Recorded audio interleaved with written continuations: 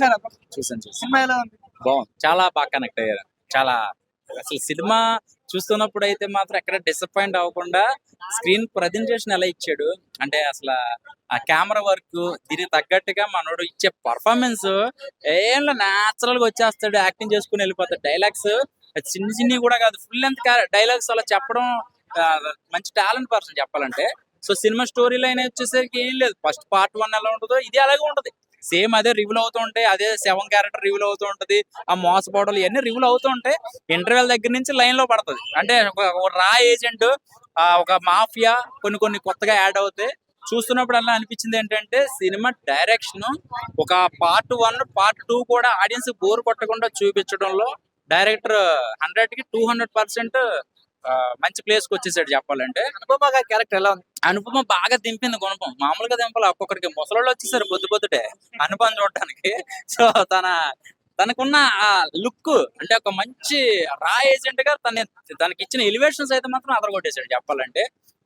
బాగా చాలా బాగుంది. ప్రీవియస్ మూవీతో కంపేర్ చేసి మూవీలు అనుపమ గారికి ఇంకా హైప్ పెరుగుతుంటారా?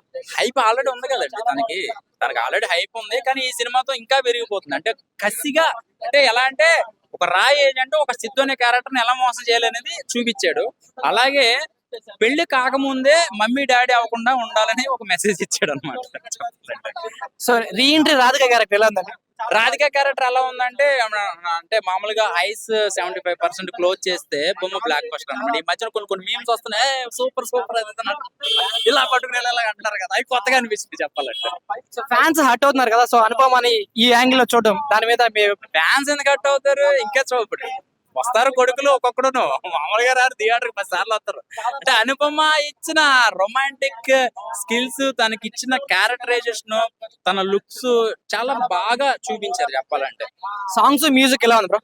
అసలు అదేనండి మేము చెప్తున్నా, డీజే టిల్లు అనే టైటిల్ కి ఆ డీజే ఉండాలా, ఆ బారాబాజా ఉండాలా, ఆ ఊపు ఉండాలి. థియేటర్ లో ఫస్ట్ నుంచి లాస్ట్ దాకా ఒకటే ఆర్ఆర్ జమ్మ జమ్మ జమ్మ.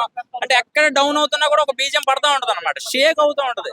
అంటే బాగా ఎంజాయ్ చేస్తున్నారు సినిమా. నేను ప్రేమలో సినిమా చూసినప్పుడు నేను స్క్రీన్ కన్నా పక్కన ఎక్కువ అబ్జర్వ్ చేశా, వాళ్ళు కనెక్ట్ అయిపోతారు ప్రతి డైలాగ్. ఇందులో కూడా అంటే రాధిక అనే క్యారెక్టర్ ఒక మనిషిని మింగితే బక్కలు వస్తుంది అట్ట ఉంటది మనతోని.